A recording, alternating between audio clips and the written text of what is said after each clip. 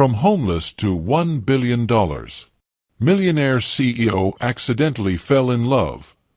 She is an unknown financial expert. Beautiful souls and my amazing family, welcome to a journey that will touch your heart and perhaps even change how you see life's darkest moments. I'm honored you're here with me today, sharing this sacred space where stories heal and transform us all. Meet Lila Moreau, a woman whose world shattered in an instant when tragedy claimed her husband and 2 children, leaving her adrift in grief at just 28 years old. By 32, this once vibrant mother and wife wandered the cold streets of Ironwood District, clutching nothing but a worn notebook filled with business ideas, the last embers of hope in a life consumed by loss. Despite hunger gnawing at her stomach and the biting cold seeping into her bones, something remarkable burned within Lila, an unbreakable spirit that refused to surrender to despair. Her story isn't just about homelessness or financial ruin, it's about the extraordinary resilience that can bloom from the soil of our deepest wounds. You know, my dear family, these tales I share with you aren't just videos, they're pieces of my soul. Every day, I spend 10 to 12 hours crafting these stories with deep love and care, rewriting scenes, fine-tuning emotions, staying up late into the night, because you deserve nothing but the very best. When you subscribe, like, share, or leave those heartfelt comments, it lights a fire in me. Your words remind me that I'm not just creating content. I'm creating moments. Moments that matter. Moments that stay. Before we dive into today's story, please take a moment to subscribe to our channel. Your subscribe matters to us. It makes us grow. It makes us strong. It makes us sound. It makes us encouraged. So please hit that subscribe button and fully be a member of this solid family. I love you all too much. And I want to stay and remain with you all, my beautiful family. Also, go ahead and drop the name of your country in the comments. Let's celebrate how beautifully connected we are. So now, take a deep breath, because what you're about to hear might just stay with you forever. Let's begin. Lila Moreau stood at the intersection of survival and surrender, a slender figure with determined eyes that reflected both loss and possibility. Her once manicured hands now bore the calluses of street life, yet she moved with a grace that poverty couldn't diminish. Chestnut hair, often tied back with a frayed ribbon, framed a face that carried both beauty and the shadow of sleepless nights. When she spoke, her voice carried unexpected authority, a remnant of the confident woman she once was. The threadbare coat she wrapped tightly around herself had been mended countless times, each stitch a small act of defiance against deterioration. In rare moments when she laughed, usually at some ironic twist of fate, the sound surprised even her, like discovering a forgotten melody. Most striking was her gaze, direct, unflinching, and somehow still luminous despite years of tears. Lila carried her notebook everywhere, fingers often tracing its worn cover like a talisman, her last connection to a time when dreams seemed possible. She moved through the world with the peculiar alertness of those who've learned that attention means survival, yet beneath this vigilance lay something rarer, a steadfast refusal to be defined by circumstance. Before tragedy rewrote her story, Lila had been a marketing executive with infectious enthusiasm and a gift for seeing potential where others saw obstacles. The accident that claimed her family occurred on a rain-slicked highway, transforming her in an instant from a woman with everything to one with nothing but grief. The first year afterward passed in a fog of medication and therapy, her corporate position eventually lost to extended leave. The second year brought financial collapse as savings dwindled and the house that echoed with ghosts became impossible to maintain. By the third year, Lila had descended through progressively smaller apartments until the streets became her unwanted home. Yet what drove her wasn't merely survival, it was redemption. Each business idea scrawled in her notebook represented not just potential income but restoration of identity. She clung to her former self's analytical mind and creative thinking as drowning people clutch lifelines. Her motivation transcended financial recovery. She sought to honor her lost family by becoming someone they would recognize again, someone worthy of the love that still anchored her to purpose despite everything that had been taken. Adrian Voss entered Lila's world like a collision of parallel universes. At 38, his meteoric rise through tech innovation had created a fortune that isolated as much as it empowered.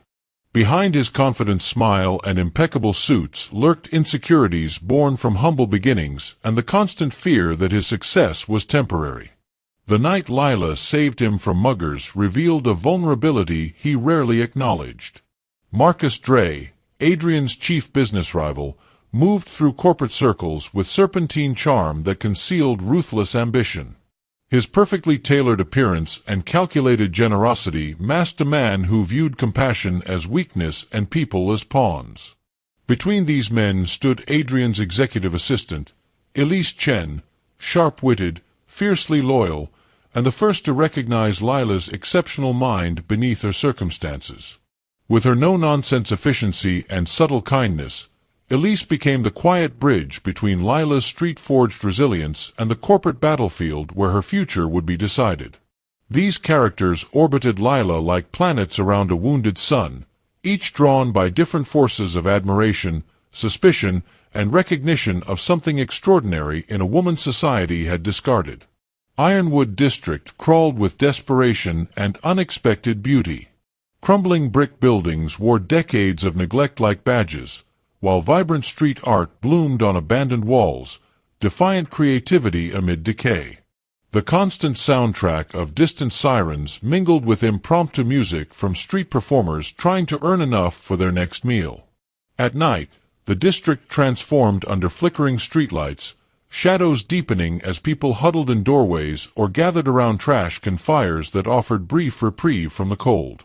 In stark contrast, Silver Heights rose like a glittering mirage of prosperity, all sleek glass towers reflecting clouds and sunlight, immaculate streets lined with luxury vehicles, and security guards ensuring that poverty remained comfortably out of sight. The 15-minute walk between these worlds crossed an invisible barrier that few traversed.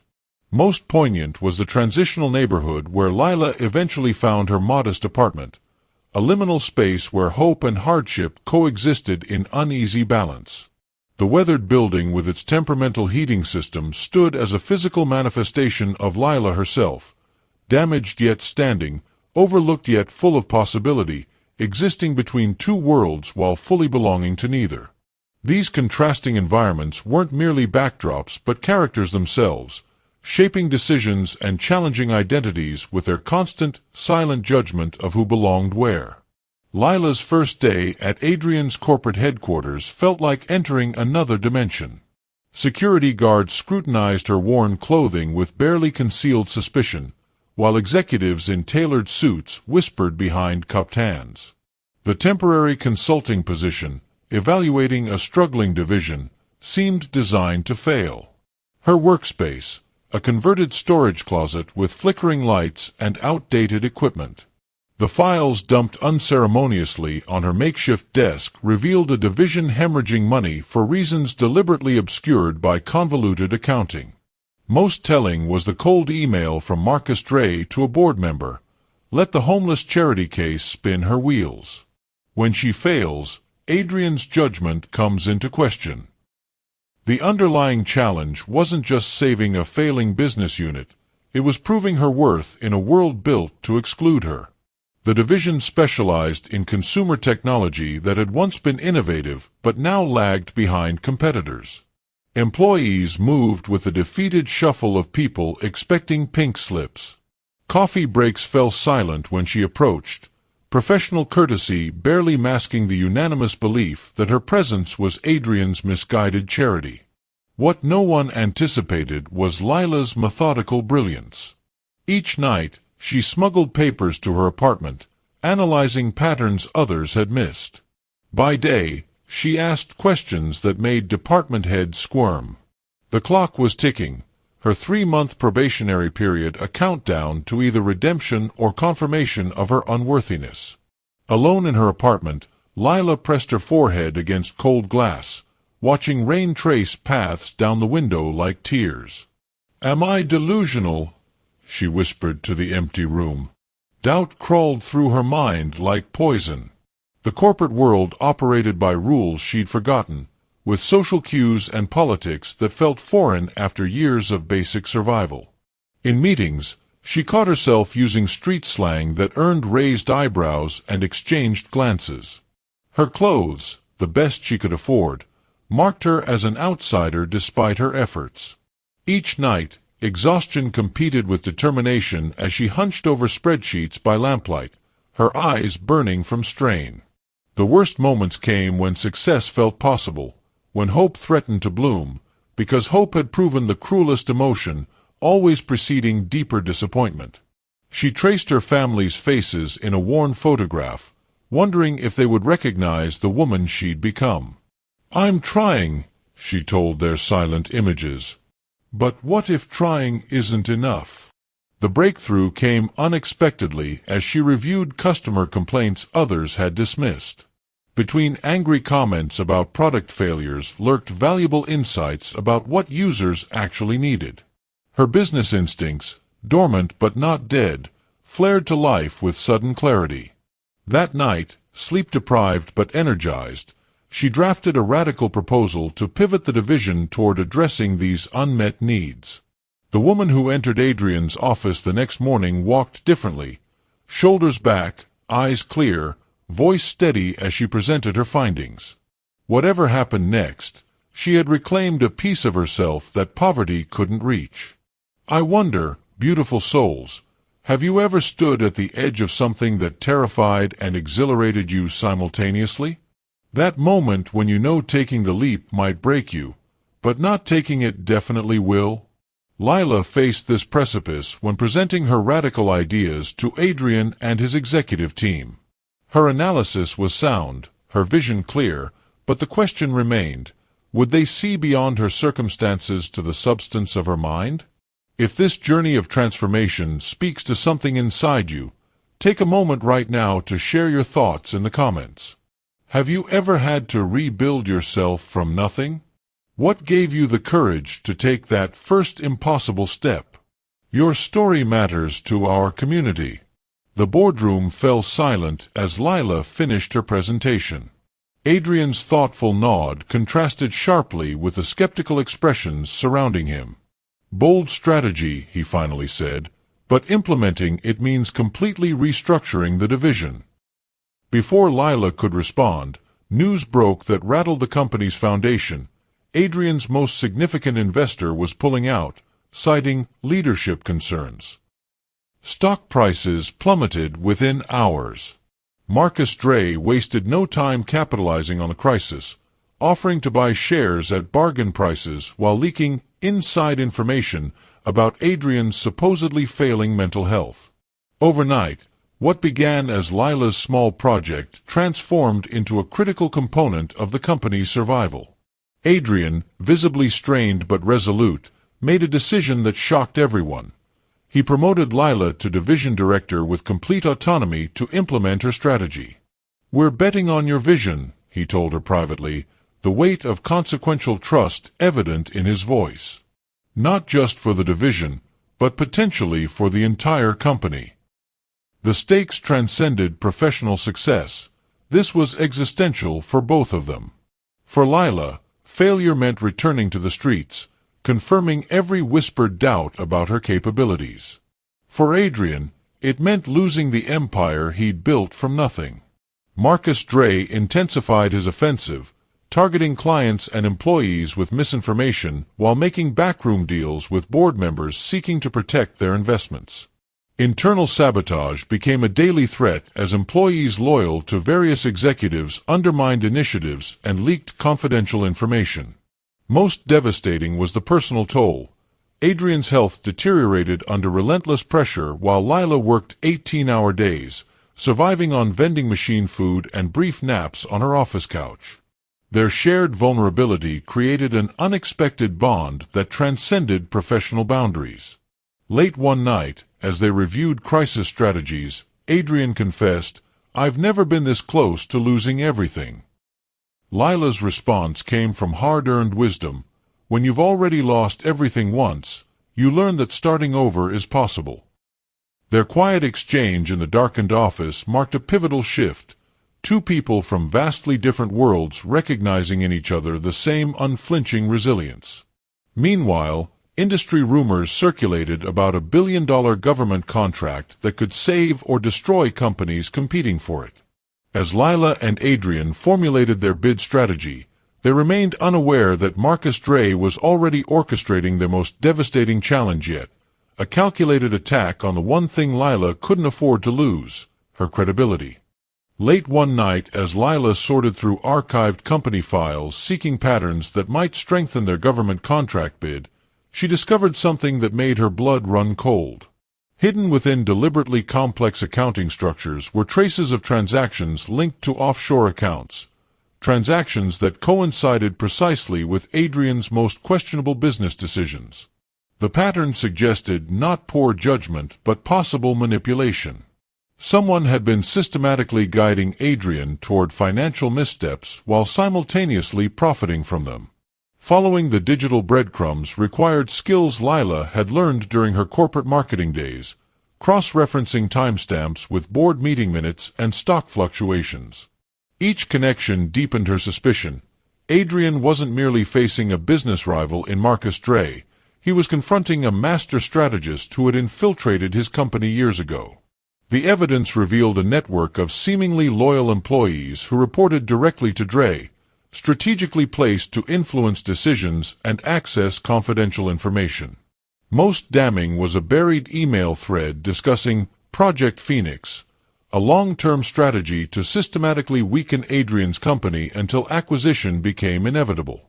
The meticulously documented plan included detailed profiles of key executives, including their vulnerabilities and leverage points. Lila's name had recently been added, with a disturbing note: background provides perfect opportunity for credibility attack when necessary. The revelation transformed her understanding of their predicament. This wasn't standard corporate competition but calculated destruction designed to appear as natural business failure. What began as Lila's journey to personal redemption had unknowingly placed her at the center of corporate espionage so sophisticated that even Adrian remained unaware of its full scope. When Adrian entered her office and found her surrounded by printed documents and digital evidence, Lila's hands trembled as she explained her discovery. "They've been playing a long game, 5 years at least. Everything that's happened was engineered." His face drained of color as implications crystallized. "My God, even my divorce," he whispered, connecting personal tragedies to the timeline of manipulation. The weight of betrayal bent his shoulders as he examined evidence that trusted colleagues were secret operatives in his destruction. Lila watched complex emotions cross his face, shock giving way to devastation, then hardening into cold fury. Her own response was equally complicated: vindication that her business instincts remained sharp, followed by fear at the enemies they faced, culminating in fierce protectiveness toward Adrian and the company that represented her second chance. "We could take this to authorities," she suggested cautiously. Adrian's hollow laugh held no humor. "With what proof? These connections are circumstantial. We'd look paranoid, which plays perfectly into their narrative about my judgment." Their eyes met in shared understanding. They stood alone against a machine designed to crush them. Yet beneath their fear flickered something unexpected, the exhilarating clarity of finally understanding the true nature of their battle. Knowledge, even devastating, provided power. As dawn broke through the windows, their determination solidified into something unbreakable. The government contract presentation loomed just 3 weeks away, insufficient time to dismantle years of sabotage. Rather than attempting to expose Marcus Dre's network, Lila proposed an audacious strategy pivot: we use their playbook against them. Instead of defending against inevitable attacks, they would create a deliberate vulnerability, a false narrative so tempting that Dre's team would pounce on it. "When they strike," Lila explained over midnight coffee, We'll be ready with countermeasures that expose their methods without revealing our knowledge of their larger operation. The plan required perfect timing and convincing performances from both Adrian and Lila, who would appear to disagree publicly about approach while working in seamless coordination behind closed doors. This strategic realignment came with profound personal implications. The deepening partnership between them blurred professional and emotional boundaries.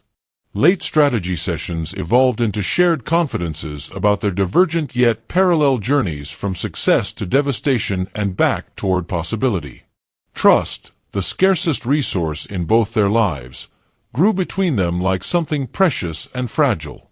Meanwhile, Dre accelerated his timeline, sensing the contract might derail his acquisition plans. Surveillance of Lila intensified, focusing on her homeless past, a vulnerability they planned to weaponize against her at the moment of maximum impact. As Lila and Adrian implemented their counteroffensive, neither fully grasped how their coming confrontation would forever alter not just their professional trajectories but the fundamental course of their intertwined lives. The government contract presentation became a high-stakes chess match that unfolded with terrifying precision. As Lila concluded her compelling pitch to the evaluation committee, Marcus Dre executed his attack. "Before decisions are made," his representative interrupted smoothly, "the committee should be aware of certain credibility concerns." The room tensed as fabricated evidence appeared on screens. Doctored records suggesting Lila had been terminated from her previous corporate position for embezzlement rather than personal tragedy. The devastating implication: her homelessness resulted from criminal behavior, not misfortune. Whispers rippled through the committee as Lila's throat tightened. This moment, anticipated yet still shocking, tested every ounce of her composure. Adrian, following their strategy, appeared visibly disturbed rather than supportive. His carefully crafted response, "These allegations are concerning and require investigation," sent a chill through the room. To all observers, Lila stood abandoned by her only ally, her redemption story crumbling beneath calculated lies. The committee chairman suspended proceedings pending resolution of character concerns, exactly as Lila and Adrian had predicted. Their trap was set. Within hours, news outlets carried the story, "Homeless consultant's criminal past questioned." Social media exploded with opinions, most condemning Adrian for reckless hiring practices motivated by misplaced charity.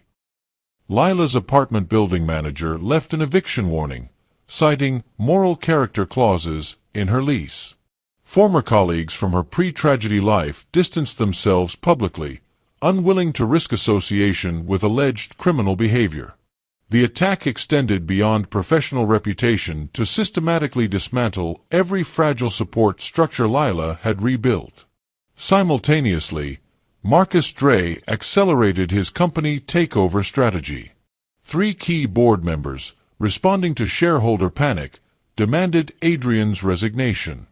Major clients began suspending contracts pending resolution of leadership concerns. The company's stock plummeted to historic lows as market analysts predicted imminent collapse. Financial institutions called in loans, creating immediate cash flow crises. Most devastating was the synchronized abandonment by executives Adrian had trusted for years. People who'd shared holidays at his home now publicly questioned his stability and judgment. Adrian and Lila's counter-strategy required perfect timing to prevent absolute destruction. Working from a secure location, a small rental cabin outside city limits, they meticulously documented the coordinated nature of these attacks while gathering evidence from loyal employees who had identified additional Dre operatives within the company. Their investigation uncovered that Dre himself faced financial peril, his aggressive acquisition strategy built on leveraged assets that required Adrian's company acquisition to prevent his own collapse.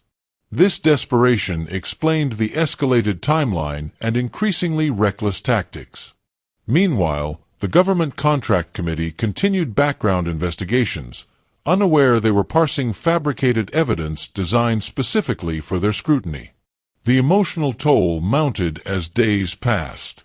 Adrian aged visibly, sleep deprivation etching new lines around his eyes as he worked tirelessly to preserve client relationships built over decades. One afternoon, struggling through his fourth consecutive conference call with worried investors, his voice finally cracked. "I can't keep doing this," he confessed after hanging up, head bowed in rare vulnerability. "Every person I thought I could trust is abandoning ship. 20 years of my life is evaporating because of lies I can't disprove quickly enough." Lila, herself exhausted beyond measure, crossed the room and knelt beside his chair. "You told me once that you invested in people, not just businesses. Now we need to invest in ourselves, our strength, our intelligence, our right to rebuild what others are determined to destroy."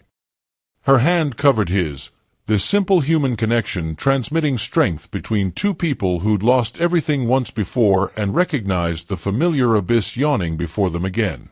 Later that night, as strategy gave way to shared silence, Adrian revealed the childhood poverty that had driven his relentless ambition and the emptiness that success had never filled.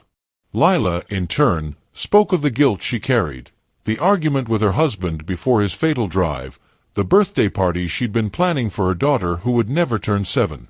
These whispered confessions in pre-dawn darkness forged something beyond professional alliance or even friendship, a recognition that beneath titles and circumstances, they shared the same human fragility and resilience. "My beautiful family, watching Lila and Adrian fight against seemingly impossible odds makes me wonder, what unseen battles are you facing right now? Sometimes our greatest strength emerges when we're most broken, when everything we've built faces destruction. If you're in that moment of testing, know that this community stands with you. Drop a heart in the comments if you need support, or share a victory if you've overcome similar challenges. Remember to subscribe and hit that notification bell to follow Lila's journey through her darkest hour toward an unprecedented triumph that will leave you breathless. 3 days before the rescheduled contract presentation, Lila received an anonymous text, "Meet alone. Parking garage. Level B3. Midnight. Evidence about Dre you need." The message originated from inside Adrian's company, potentially from one of the few executives they still cautiously trusted. "It's almost certainly a trap," Adrian argued, pacing their hideaway cabin. Lila nodded, her expression resolute. "Which is exactly why I'm going." Her plan was audacious: spring the trap deliberately while gathering counterintelligence. Adrian's protests died when she explained her reasoning. "They're expecting me to be desperate enough to take this risk. If I don't appear, they'll know we're operating from a position of greater strength than they've calculated." As midnight approached and Lila prepared to depart for this dangerous meeting, Adrian clasped her shoulders, his voice low with emotion. "If anything happens to you," she pressed her fingers against his lips, stopping his words, "then you finish what we started." Their eyes held a moment longer than necessary, unspoken feelings suspended between them as Lila stepped into the night, unaware that Marcus Dre had just made a catastrophic discovery about their counteroffensive that would change everything. The parking garage echoed with Lila's measured footsteps as she descended to level B3. Shadows stretched between concrete pillars, each potentially concealing threats. When she reached the designated meeting point, the space remained eerily empty until headlights suddenly flooded the area, temporarily blinding her. As the glare subsided, Marcus Dre himself emerged from a luxury sedan, flanked by 2 security personnel. "Ms. Moreau," he greeted with artificial warmth, "I'm impressed by your courage, or perhaps it's desperation." His smile never reached his cold eyes as he gestured toward a tablet displaying surveillance footage of Adrian's cabin hideaway. "Did you really believe I wouldn't find you?" The revelation struck Lila like physical pain. Their counter-strategy was compromised. Dre continued with practiced charm, "I'm offering a singular opportunity. Testify that Adrian manipulated financial records to secure the government contract. In return, I'll ensure you receive generous compensation and a fresh start elsewhere." His offer hung in the air between them, a poisoned lifeline that would save Lila while destroying Adrian. The moment crystallized everything: years of struggle, months of fighting impossible odds, and the fundamental choice between self-preservation and loyalty.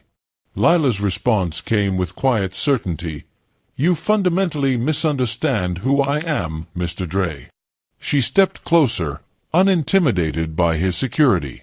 "I've already lost everything once. That experience teaches you what truly matters, and it isn't money or power."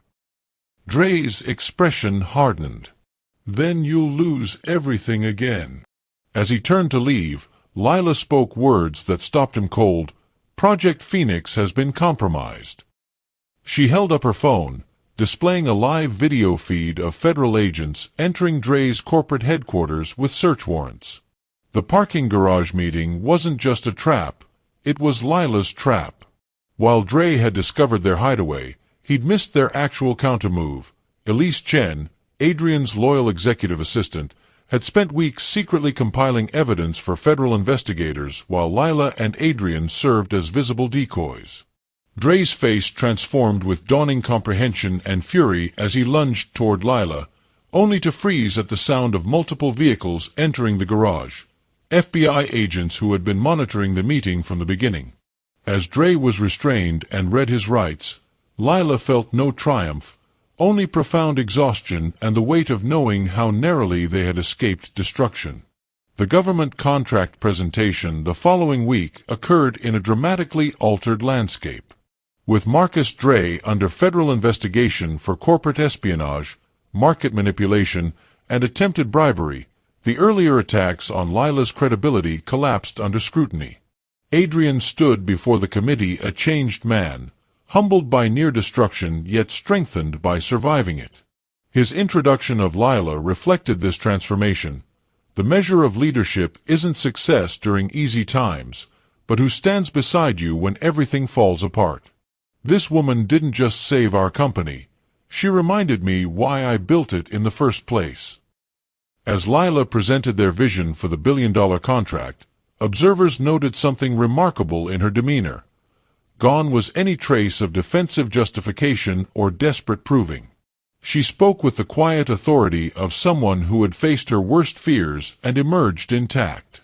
The technical brilliance of their proposal was enhanced by this newfound authenticity, creating an unbeatable combination of innovation and human resilience. Committee members who had previously dismissed her now leaned forward, captivated not just by concepts but by the extraordinary journey behind them. When the presentation concluded with unanimous approval, the victory represented far more than a business success. For Adrian, it marked evolutionary growth from ruthless ambition to principled leadership. For Lila, it completed a transformation from defined bylaws to self-determined architect of possibility. Their partnership, forged through shared vulnerability and mutual protection, had fundamentally altered both their professional identities and personal perceptions. As news headlines celebrated the contract award, neither Lila nor Adrian measured their achievement in dollars but in the reclamation of their most authentic selves. The aftermath unfolded like a succession of dominoes. Marcus Dre's arrest triggered investigations across multiple corporations, exposing widespread market manipulation that had damaged countless lives. Adrian's company not only survived but thrived as ethical leadership became its new hallmark. The division Lila had originally been hired to evaluate became the company's innovation engine, attracting global talent drawn to its redemptive culture. Board members who had abandoned Adrian during the crisis now sought reconciliation, only to find their positions filled by people who had demonstrated loyalty during adversity. Most significantly, Adrian implemented radical changes in corporate structure, creating pathways for advancement based on merit regardless of background, establishing housing assistance programs for employees facing personal crises, and founding an innovation incubator specifically for entrepreneurs from disadvantaged circumstances. These initiatives weren't performative charity but strategic recognition that diverse perspectives strengthened business outcomes. Lila, now officially Executive Vice President of Innovation, spearheaded these programs while mentoring others navigating their own professional resurrections. Their personal relationship evolved with the same authenticity that characterized their business partnership, neither rushing nor denying the deepening connection between them, both recognizing that healing sometimes requires patience. During the contract implementation phase, when a journalist asked Lila about her remarkable journey from homelessness to corporate leadership, her response became a quote replicated across business publications. "Success isn't measured by distance from your lowest point, but by how many others you lift while climbing." This philosophy defined their victory more profoundly than any financial metric, the understanding that true resilience creates ripples extending far beyond individual triumph to transform entire communities. 1 year after securing the billion-dollar contract, Lila stood at the podium of Ironwood Community Center, a gleaming new facility built where she once slept on park benches. Sunlight streamed through skylights onto faces filled with hope, former homeless individuals now enrolled in the center's business development program. "The greatest illusion I believed during my darkest days," she began, her voice steady with hard-earned wisdom, "was that I had become invisible. That society's inability to see me reflected my actual worth." Her gaze swept across the room. But worth isn't determined by external validation. It exists independent of recognition. Adrian watched from the sidelines, their relationship now openly acknowledged but deliberately kept private, both protective of something too meaningful to expose to public consumption. Their partnership had evolved into a profound balance of professional respect and personal devotion, neither diminishing the other. Lila continued addressing the attentive audience. "The notebook I carried through homelessness contained business ideas, yes. But what truly saved me wasn't entrepreneurial brilliance but radical self-belief when everything external suggested I should surrender." This perspective transformed how she navigated leadership, prioritizing potential over polish, resilience over resumes. Her executive team now included individuals whose backgrounds would have disqualified them in traditional corporate environments, a formerly incarcerated financial analyst whose mathematical genius had been overlooked because of his record, a domestic violence survivor whose strategic thinking had been honed by years of navigating unpredictable danger, veterans whose battlefield adaptability translated to exceptional crisis management. Together they demonstrated that conventional success metrics missed extraordinary talent hiding in plain sight. Lila's most profound perspective shift came in redefining time itself, no longer seeing her years of homelessness as lost time but as essential education that equipped her with unique insights now benefiting thousands. When asked by business students about her overnight success, she gently corrected them, "There's no such thing as overnight success. There are only years of invisible work suddenly becoming visible." The message embedded within Lila and Adrian's journey transcends business strategy or personal ambition. It illuminates the extraordinary resilience woven into ordinary human experience, our innate capacity to begin again after devastation. Their story reminds us that rock bottom isn't a permanent address but a temporary location on our larger journey. When everything external is stripped away, reputation, resources, relationships, we discover what remains is our essential self, undiminished and capable of rebirth. This universal truth crosses cultural boundaries and economic circumstances. Transformation isn't linear but cyclical, requiring us to repeatedly surrender who we were to become who we might be. The most profound wisdom from their experience isn't about financial reconstruction but spiritual reclamation, finding our intrinsic value separate from societal metrics of worth. Their partnership demonstrates how authentic connection becomes possible precisely when we're most vulnerable, how revealing our broken places creates space for others to share theirs. Perhaps most importantly, their story challenges the toxic individualism that permeates success narratives. Their triumph wasn't achieved through solitary genius but through mutual support, recognition of interdependence, and the courage to trust despite previous betrayals. This countercultural message, that we rise together or not at all, offers healing for our fragmented society that celebrates individual achievement while ignoring the communities that make it possible. My beautiful family, I want to pause here and speak directly to your heart. Somewhere watching this video is someone standing exactly where Lila once stood, not necessarily homeless physically, but feeling homeless emotionally, spiritually, or professionally. Perhaps you've experienced catastrophic loss. Maybe you're facing betrayal that threatens everything you've built. You might be questioning your capacity to begin again after failure, or wondering if your darkest experiences have permanently defined you. If that's you today, I want you to hear this truth. Your story isn't finished. Your worst chapter doesn't determine your final chapter. The very experiences breaking your heart today may become the foundation of wisdom that will eventually heal others. Remember how Lila transformed her pain into purpose. That same capacity lives within you. The question isn't whether you have what it takes to overcome. The question is whether you'll recognize the strength already present within you. What struggle are you facing that feels insurmountable right now? What dream seems impossible given your current circumstances? Share below if you feel comfortable. This community understands that vulnerability isn't weakness but the birthplace of authentic connection. If Lila and Adrian's journey from devastation to billion-dollar triumph has touched something deep within you, don't let this moment pass without taking action. Hit that subscribe button right now to join our family of resilient dreamers who refuse to be defined by their circumstances. Tap the notification bell so you never miss these stories of transformation that remind us what's possible when we refuse to surrender to limitation. But beyond these simple actions, I'm inviting you to something more profound, a commitment to your own redemption story. Today, find one small step you can take toward reclaiming your dream, whether it's updating your resume after years of unemployment, reaching out for help with addiction recovery, or simply writing down business ideas that seem impossible right now. Remember Lila's notebook? Your seemingly impossible ideas today might become tomorrow's reality.